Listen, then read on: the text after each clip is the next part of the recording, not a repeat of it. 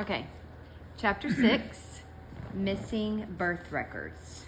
This is the Tapestry, Edith Schaeffer. What do you mean, missing birth records? Didn't you have all sorts of proper papers in the American consulate in Shanghai, and the right office in Washington, and the correct cablegrams arriving at the required time to establish, without a doubt, American citizenship for a lifetime? Yes. All was in order. It was Fran who had had a doctor who was inebriated when he assisted at his birth. It was Fran's birth records that were missing. What's that got to do with this chapter? As I started to go back over my own growing up years, trying to be fair in choosing what would give an accurate account, trying to pull out of the dust of years the facts that would be helpful to someone wrestling with a variety of things in his or her own life, one reality hits me as important to relate. That is that in contrast to Fran, who had vivid assurance of a before and after concerning his discovery of truth in his new birth, a period of time that can be pointed to, remembered, recorded, comprising a birth record for that most important entering into the family of the Lord, I had no idea of when I became a Christian. Now we know that a book exists and names are faithfully written there. So a record is in heaven right now, and the promise is that the names will be read one day, and we will probably know then the moment we are actually born into that family. From Revelation 21, as we thrill with the description of the heavenly city so brilliantly lighted by the glory of God, and the Lamb is its lamp, where on no day the gates are to be shut, we also read that the people who will be there are described as, quote, only those whose names are written in the Lamb's book of life, end quote. There's a permanent record, an indestructible record. My problem at each stage of childhood was a longing that I could point to a moment when I had suddenly discovered truth, or had passed out of a dark circle of wickedness into a changed life, or had, like Pilgrim in Pilgrim's Progress, felt a heavy burden of sin like a bag of rocks on my back, and had come to the foot of the cross bowed, and felt it slip off, rolling on down the hill behind me. I wanted a before and after story and a clear birth record to point to, and it was missing. You see, the trouble was that when I was honest with myself, I couldn't remember a time when I had not believed the truth of the Bible, and when I had not, at least in some imperfect way, loyally trusted and loved the wonderful God of the Bible to the level of my understanding. Somehow, this didn't seem to fit in with what other people talked about, and in a variety of circumstances, I would privately tremble as to whether my apparently missing birth records, after all, meant I hadn't been born. Do you girls feel that way a little bit? Like you can't remember exactly when you got saved because, yeah, that's how I felt too growing up. It was different for Papa. Yeah. That comes later in the story. At this point, I've just been physically born. The war is raging in Europe, and my grandparents are soon to die natural deaths in the sense that they were in their 80s. Grandmother Eliza Jane Seville died before I was 2 months old, and grandfather John Seville died 7 months later. I didn't know about it at the time, naturally, but today, as I write, I have before me the typed copy of the funeral sermon for grandfather Seville, preached in Pittsburgh by Reverend Milligan. Precious in the sight of Jehovah is the death of his saints, was his theme, and he presented the joy of mothers and fathers when their children come home as a picture of the Heavenly Father welcoming his children.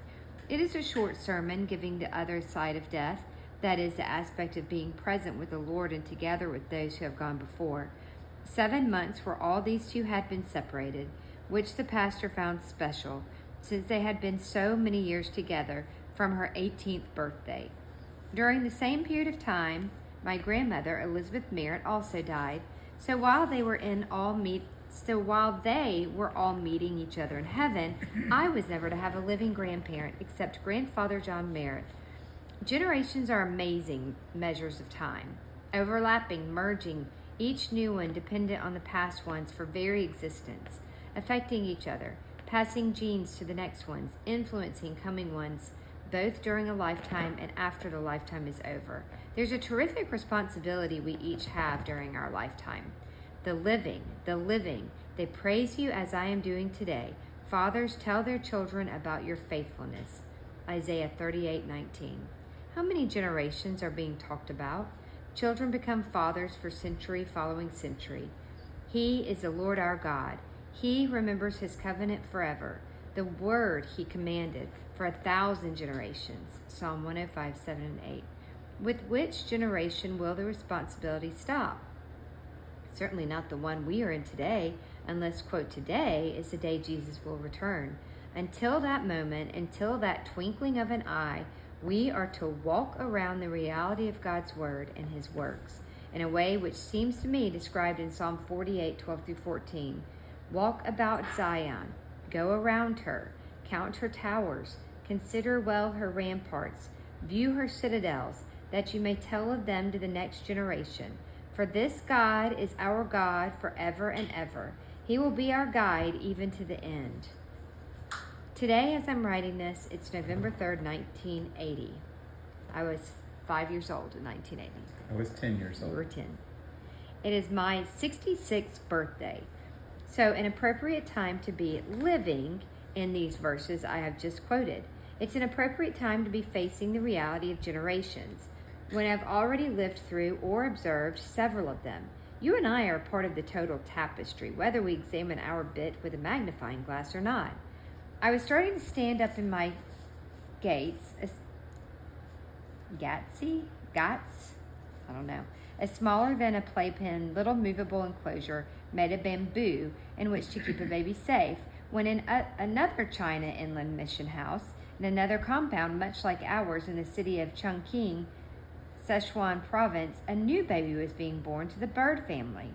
I was to meet Bertie one day in Dancer Lennox's Chelsea apartment in London, when Fran was answering questions during a Labrie evening there. Bertie, who is later to become a very special part of Labrie and Cremos, is still living and being used by the Lord in her tiny music box chalet, The Nest, perched above the sloping fields at the lower side of Humaz. She may have had her birth on August 17, 1915, registered in New Zealand, but my birthplace and hers, as we write it on any papers to be filled out, must always be the same, China.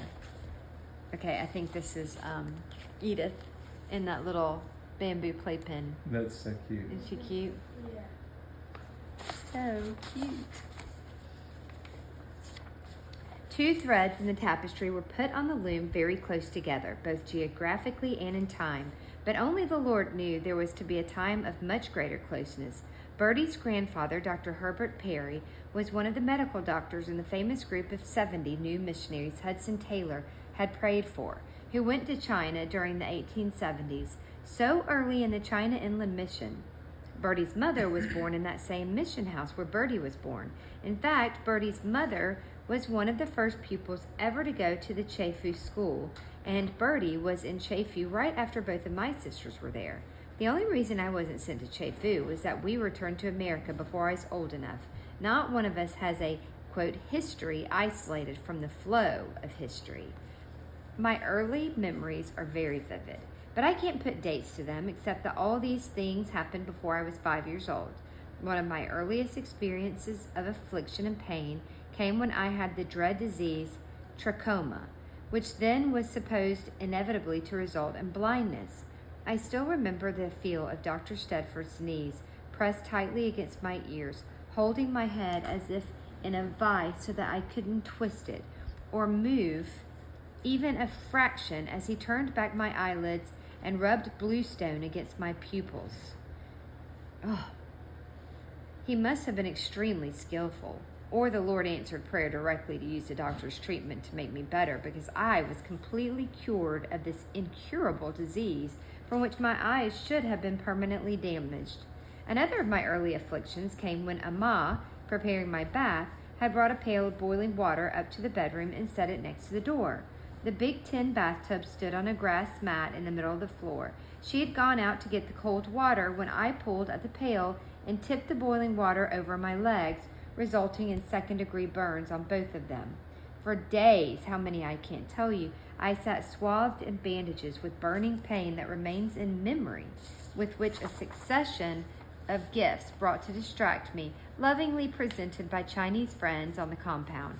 There were 2 white rabbits and a very young white kid. The wee kid was to be my favorite companion when I got well.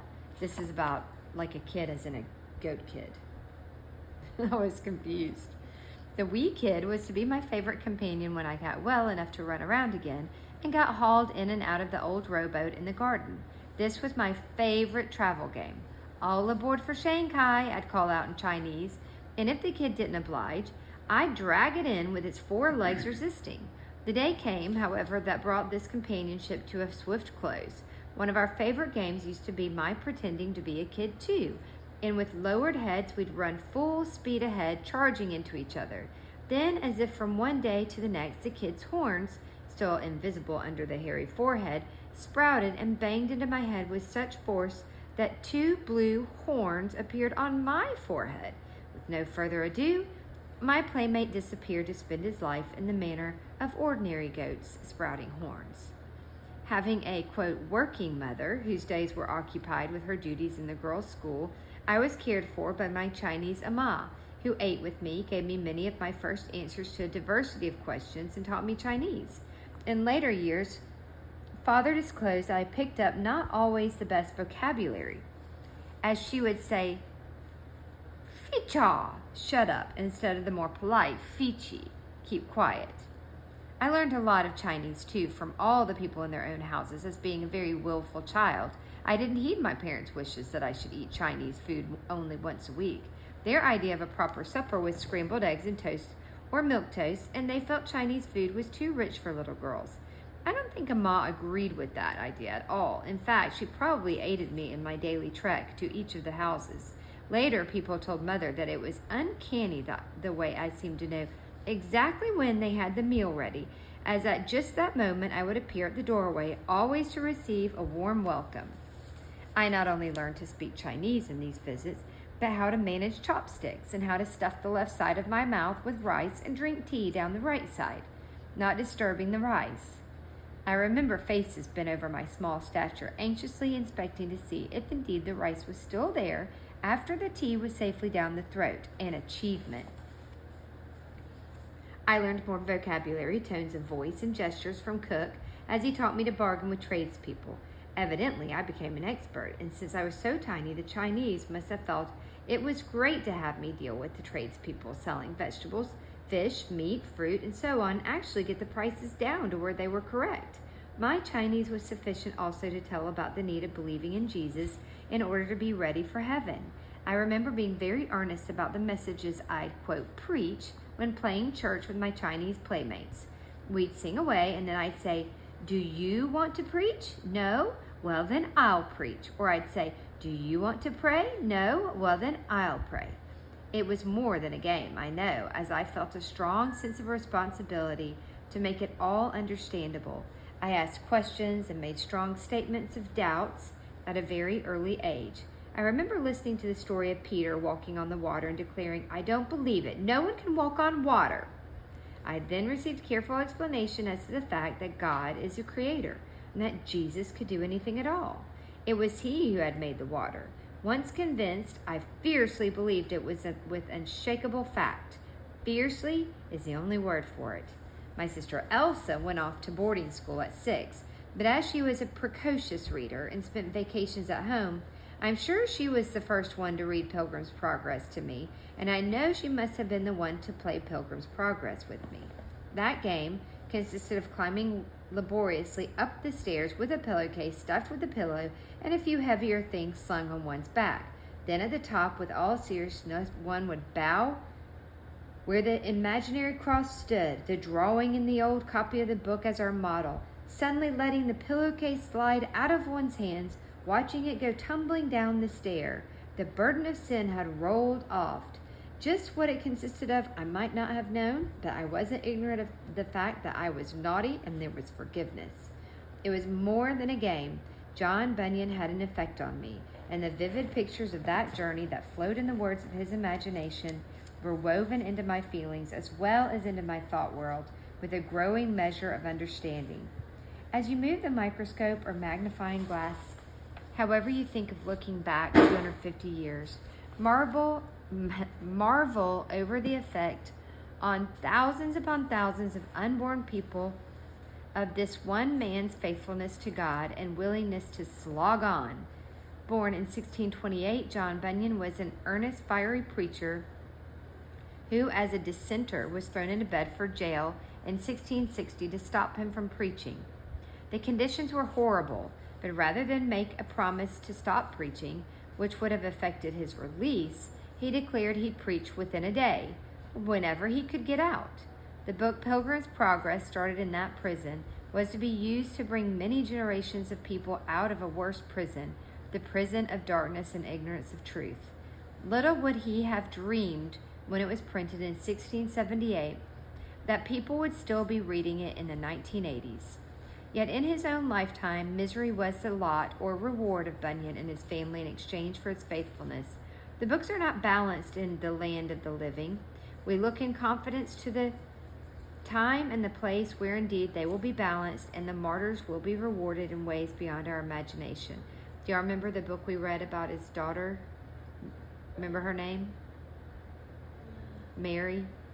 And she was blind, and she'd come visit him in the prison. Oh, Yeah. The pauper's daughter. Yeah, maybe. I was to learn something of the wickedness as well as cruelty of human beings to human beings in the midst of my childhood in Winchow. At times I was taken in a rickshaw to a compound across the city to play with my friend Nina. Her father was in the French consulate and her mother was Chinese. As we were making one of those trips one day, the coolie was running along at an even jog, bumpity-bump across the cobblestones, when suddenly a little 1-year-old toddled out into his path.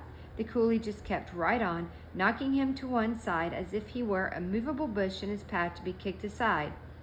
I cried and clung to a mother's hand and nearly fell out of the rickshaw trying to see if the baby was all right. The reassurance I was given never blotted out the deep impression that that man had considered the child as nothing but a hindrance in his path. To me, it was a demonstration of the disregard for human beings among people who had only idols to worship. An even more vivid impression of disregard for human life came during my frequent walks with Amma. We would often pass a pagoda along the Winchow city wall, which was the place for unwanted newborn baby girls to be thrown away. Whimpers could be heard at times. It takes a newborn baby time to starve to death. My question, why, had mingled with it the realization that I myself was a third girl, and I wanted the comforting reassurance of the answer that came. Mifu, my Chinese name. These people don't know about God or about Jesus, his son. That is why your parents came to China. I felt certain that, of course, it wouldn't be long until people would know about God, and that then all baby girls would be as much wanted as the baby boys. Someday, no more baby girls would be thrown away if we could just let people know the wonder of the truth. I had a third kind of personal contact with disturbing results of heathenism. The sad loss of my beloved kites. Chinese kites are fantastically complicated and beautiful, and I had been given some box kites with amazing designs. As Amma and Adgipa, and maybe a kitchen boy too, helped me get mine flying high, and I ran proudly along the garden holding the string. Suddenly my kite pulled at my hand. Before I could really see what was happening, it seemed tangled with another in the air, and swish, it was whipped out of my hand and gone. It was explained to me that kite thieves were adroit at whipping kites out of unsuspecting people's hands, and that this could be very successfully done from the other side of high walls. My false picture of America was that there everybody knew about God, and that therefore there would be no bandits, thieves, or unkind men who could knock toddlers down, and of course no person in America would ever throw a baby away to die. I had much to learn about the world, America included. It was to be a long time, however, before the shock would come in, realizing that people could easily throw away their babies, boys as well as girls, in hospitals where science had perfected ways of helping babies to live. Recently, I've remembered that pagoda of my childhood walks and have felt some hospitals where abortions take place ought to have roofs of a different shape. And today is the Sanctity of Life Sunday, and we're reading about that, so it's kind of neat. That was neat. The fact that It's life... part of the tapestry. Yep, the fact that life begins at conception was a matter-of-fact part of life in China. So it seems to me as the 9 months before birth were counted in each one's age. On Chinese New Year's Day, all the newborn babies become 1 year old, and this continued to be the day through life when another year would be added to one's age. When the fabulously weird, beautiful, ugly, amazing, intricate, terrible, and wonderful New Year's Day parades went by our gate, someone would always lift me up to watch the floats and the frighteningly masked individuals go by to the tune of Chinese music. People walked on stilts, hidden under super long trousers, skillfully balancing without sticks, supporting enormous heads, dragon bodies and faces, or other imaginative animals and creatures, all made from colorful paper and fashioned in astounding original ways. There were other occasions for parades, but none quite so elaborate as New Year's Day. Okay, so this is her. Maybe it's her and her sister. Her and her sister in China. Edith and her sister. So cute. Watching all this with a mixture of fascination and revulsion, I was given an unanalyzed but very real and permanent understanding of what the worship of idols consisted of. As I read the word idol in the Bible, so woven into the admonition to have no other gods except the true living creator of the universe, it is with the background of recognizing something of what was being demonstrated in these parades, as well as in seeing other idols during my walks with the Ma. The word has never been an academic one to me. I can see them being carried by on floats, having eyes that see not and ears that hear not. Titanic changes come in life with little real preparation. One goes to bed for the last time in a room, in a house, in a garden, in a city, and wakens the next morning to leave that location and the people there forever. Continuity is a precious thing to human beings that needs caring for with thought and imagination. At times, however, there's no way of preserving continuity, and without our knowing it, a day begins which is the ending of a complete chapter of life, as well as the beginning of a totally new one. All the Chinese were gathered to say goodbye. Now was the time to ask my mother, "Don't you think Mifu is healthy?" And then to let it be known that she had had Chinese food every day with good rather than harmful results. My official Chinese name, Mifu, beautiful happiness, so familiar to me daily, was no longer going to be my basic name. But the changes were not announced, because as far as anyone in the circle of warm farewells knew, these goodbyes were for a period of furlough in America, at the most a year, and then we would all be back again for at least another 7 years. As far as my limited understanding went, we were just changing compounds for a year. I imagined being in a compound called America, which would be full of relatives. I didn't know anything about cultural shock, as the old boat, the China, set forth from Shanghai at the end of the summer of 1919, and my father and mother didn't know that this farewell to their beloved work and home and people in China was for a lifetime. The trip was to take a full month and was to be full of unforgettable experiences of a great variety. There was a curved stairway with wonderful dark wood banisters to slide down. There were decks to run on in the sunshine. There were services for Sunday with a chance to choose my favorite hymns. When all my troubles and trials are over and I am safe on that beautiful shore, that will be glory for me. And one day, and to sing them at the top of my lungs with my sisters and the other children in that community. A boat voyage like that is a world all its own, rather than simply travel. The skirting of a typhoon gave drama, and the stop at Honolulu, where we would feast on the panorama of white houses under red tile roofs seeming to grow naturally among the palm trees, backed by green hills, filled me with determination that I'd live there someday. One strong memory will let you know I was far from being good all the time.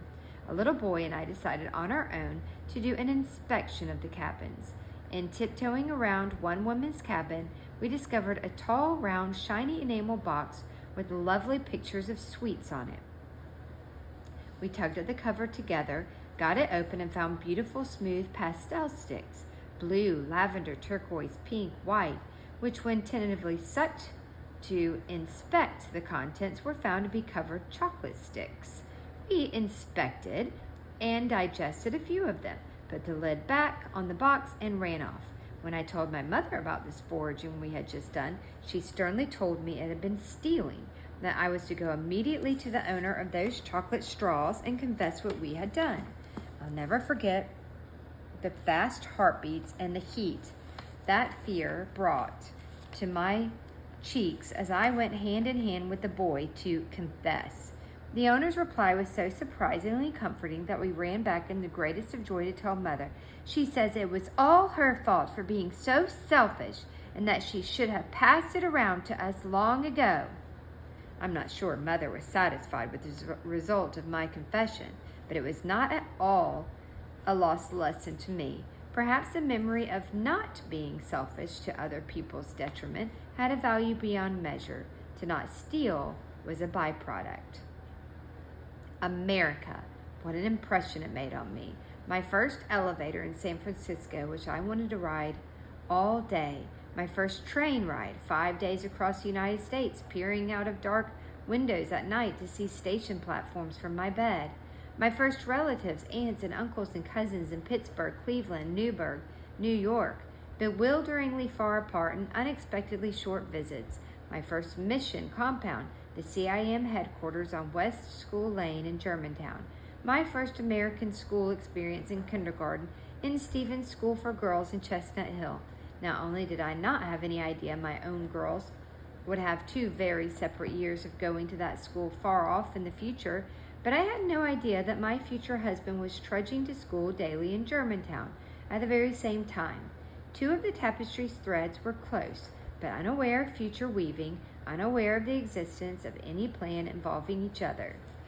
Before the year was over, my mother was to be told she could not have the needed medical okay for going back to China, and we moved to California for a 2-year period.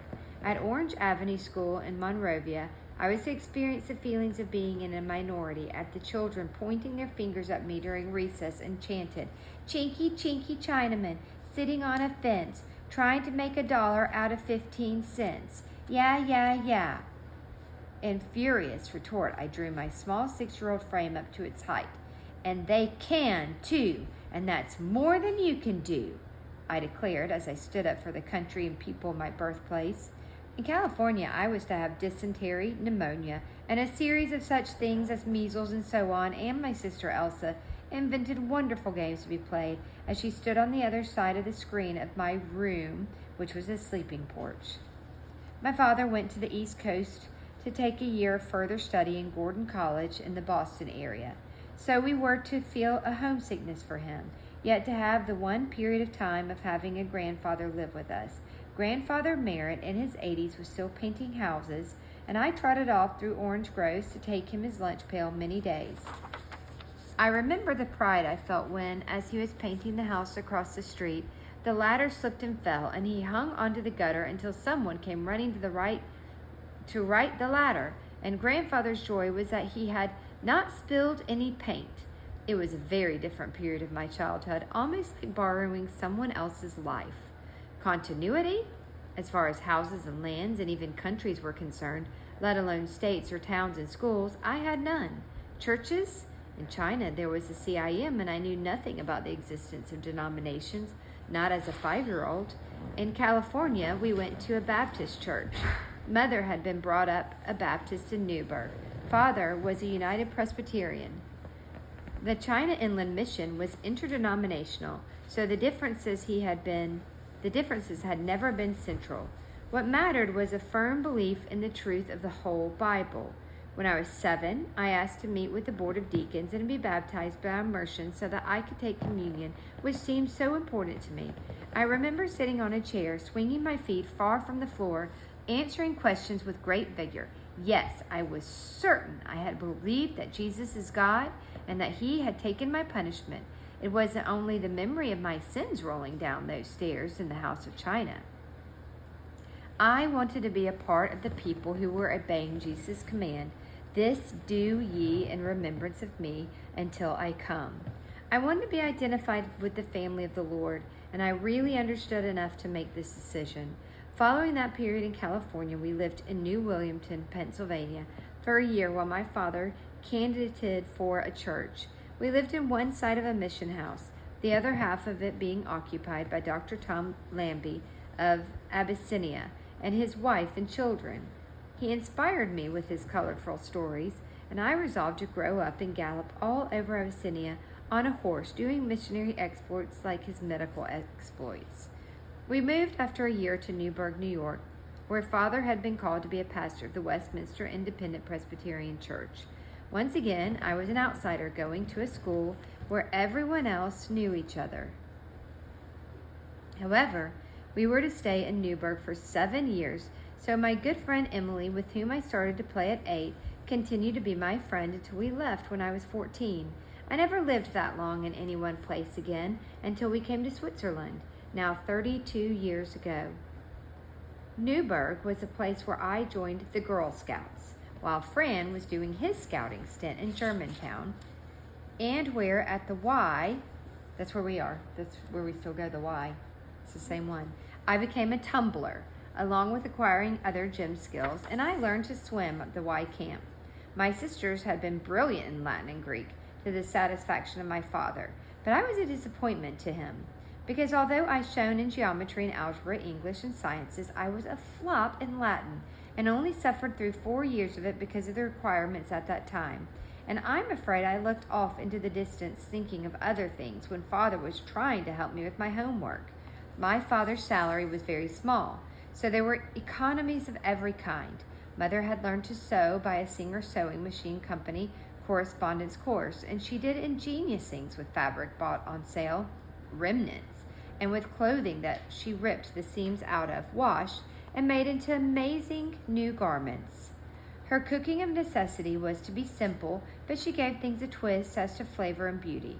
When I wanted to earn money by starting a candy business, many long hours she helped me to make fudge and panache and coconut bars until she got neuritis in her shoulder from doing so much hand beating. We made the magnificent sum of $70 from our combined efforts. I was a salesperson peddling the 5-cent bars wrapped in wax paper. What a bargain people got. Church consisted of morning and evening services on Sunday, a prayer meeting which my father began on Wednesday evenings when people repeated scripture verses and 1 or 2 prayed short prayers, and Father gave a Bible study. And then there were the socials.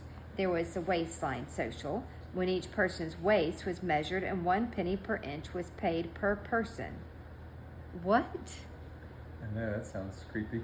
I know. I don't want my waist measured. And the covered dish social, when each person brought a covered dish, surprise, of food, and also paid something to come, to meet the need of whatever fund was being collected. There was a fair where the women, honestly, that kind of makes sense. Yeah. Like, if you're a huge person, you pay more. If you're a skinny person, you pay less. Yeah, that's actually really We funny. need to bring that back. Yeah.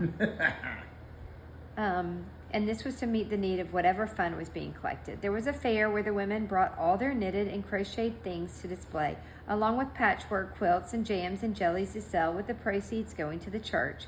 Father and Mother disapproved of this way of raising money, but felt that the idea of giving directly to the Lord or tithing needed to be taught gradually. Understanding would come in time.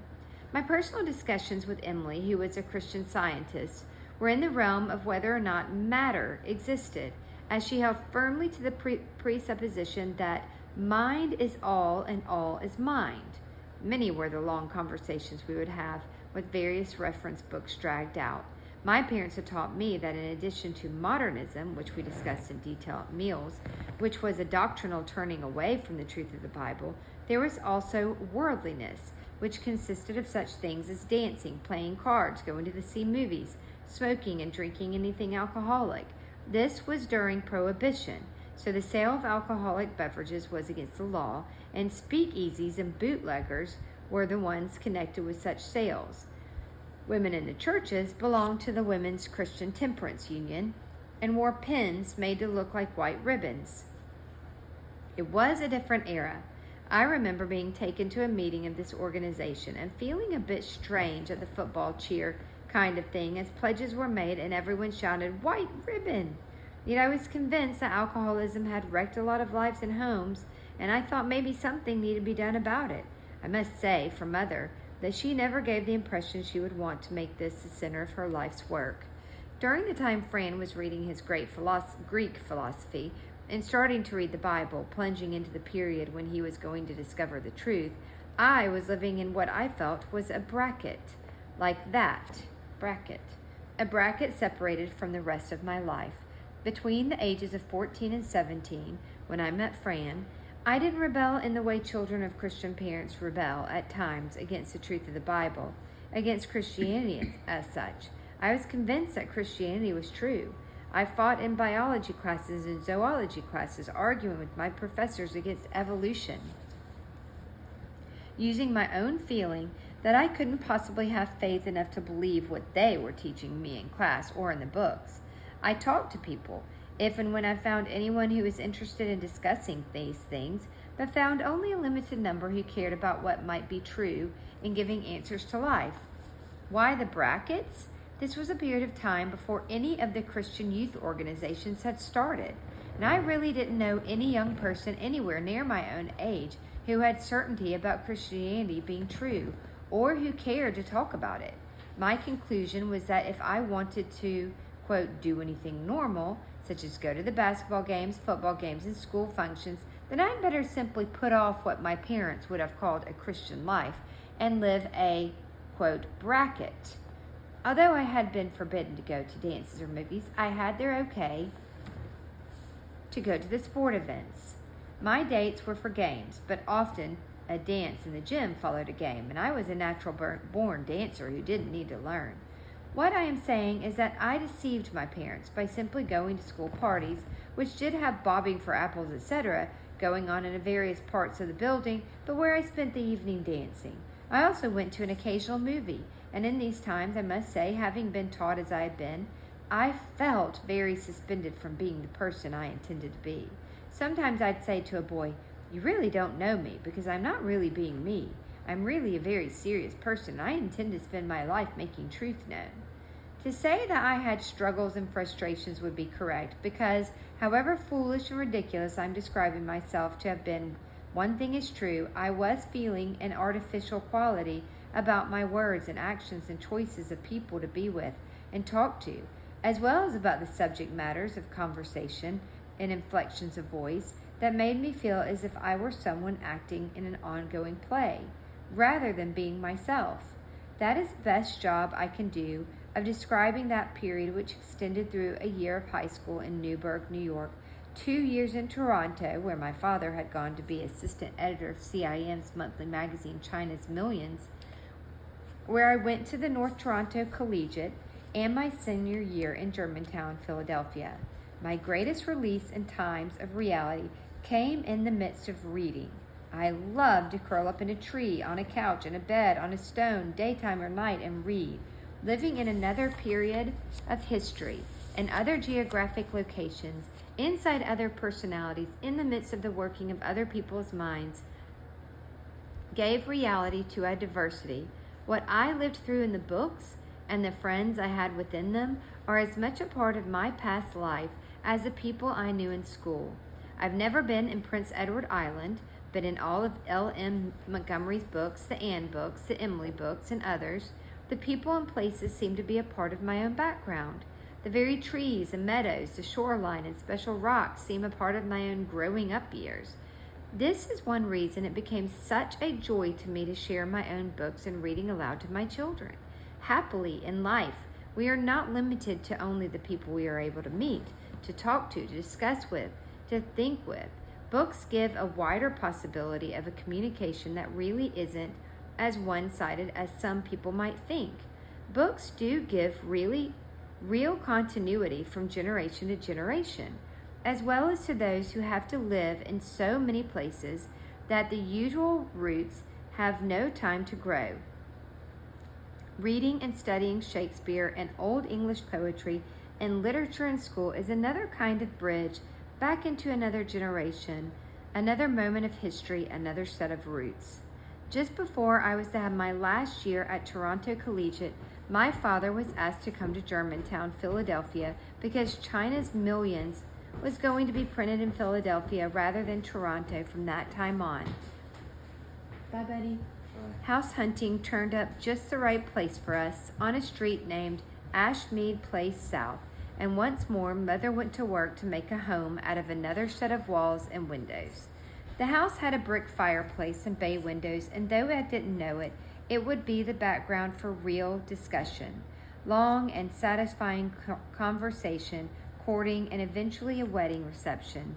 But for the moment, it was a new home for George and Jessie Seville and their 16-year-old daughter Edith, soon to enter her third high school. To plunge into the last year of high school with people who have been together for 3 years is as much of an outsider's situation as you can imagine. As I walked by the vacant lot on the corner of Ashmead Place day after day, going up Germantown Avenue to Germantown High School, I didn't see any ghosts of an evangelist tent, nor of any of the people who had been in it, nor did I have any idea my feet were tracing the footsteps of Francis Schaeffer, who had walked out onto that same sidewalk with a firm resolution that was going to affect my whole life. All I saw was a dusty lot and the beginning of the buildings of a new gas station, and all I felt was discouragement about my feelings of once more being an alien, this time with a Canadian accent. The tapestry, threads being brought to the same place geographically, threads being untwisted in the hands of a weaver to be threaded into the position for a new section of the pattern. Writing about Ashmead Place South gives me the feeling right now of being in an empty theater, with the artist painting a central backdrop for a play no one but the scriptwriter has yet read, and no one has yet heard but the artist to whom he has read it. 30 Ashmead Place South, 1 year after Zioli's tent meetings, and 1 year before a totally other kind of meeting is to take place. The scene is set. That's the end. That reminds me of, by faith, Abraham obeyed when he was told to go out to the place which he would receive as an inheritance. And he went out, not knowing where he was going. By faith he dwelt in the land of promise, as in a foreign country, dwelling in tents with Isaac and Jacob, the heirs with him of the same promise. For he waited for the city which has foundations, whose builder and maker is God. Thank you.